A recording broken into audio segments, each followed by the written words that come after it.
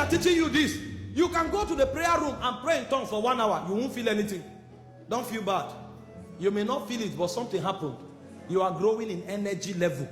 If you do that for 6 months, some of the things that will be happening to you casually, some people will need to fast to walk in it.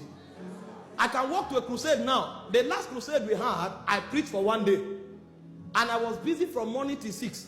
In fact, I got home 6:40, rushed, showered, and entered the meeting. When I was done preaching, I said, Jesus, lumps vanished. Some of the testimonies you saw here, they were manifestations that came when I didn't pray.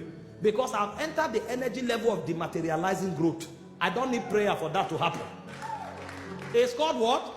Kratos. You build it over time.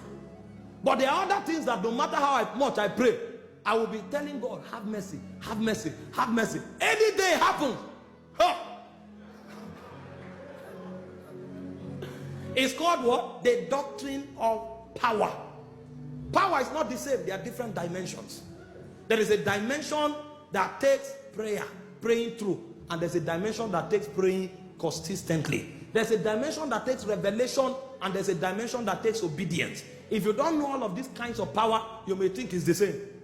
That's why you can have revelation and you may never command certain results. Because your revelation can cause you to walk in exousia, but there is iskus.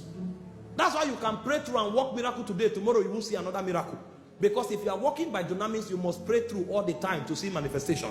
But when you have entered the realm of Kratos, even when you don't pray, whereas you need to pray, but in case you don't pray for legitimate reasons, results will still abound because you have entered a higher energy level. And so there's a power that confers influence, preeminence. There's a power that confers executive authority. There's a power that gives you the ability to create change. And finally, we say there's a power that compels compliance. It's called anakazo.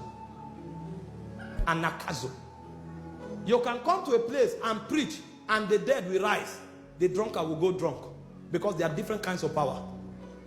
Have you gone for meetings before where miracles are happening everywhere? 10 blind eyes open, 4 cripples. But people, they are not feeling God. They see the miracles, they say, wow, this is great. But they can't feel God. And so even though the dead rise, cripples walk, the sinner will go back in sin. The liar will be a liar. Because that type of power is different. And Akazo is a compelling power.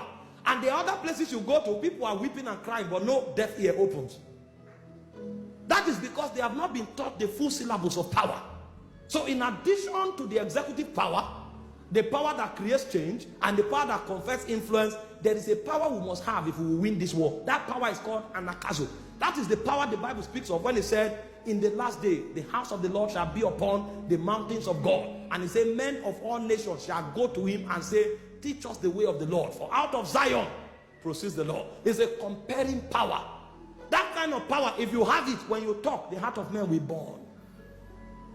The guy is walking to Emmaus. They said, did our hearts not burn when he spoke? There was no miracle, but there was transformation. It's called anakazo. When you hear it, you can't stop. That type of power was the power Jesus used to select his disciples. He walked to the seaside and saw some brothers fishing. He said, follow me. And they forgot their occupation and followed him. He went to the tax collector. The tax collector's job is the most lucrative job in the damn world. But there was a man of anakazo. He walked to Matthew and said, follow me. And these people don't even have the courtesy to say, let's go and resign. They leave everything there and follow.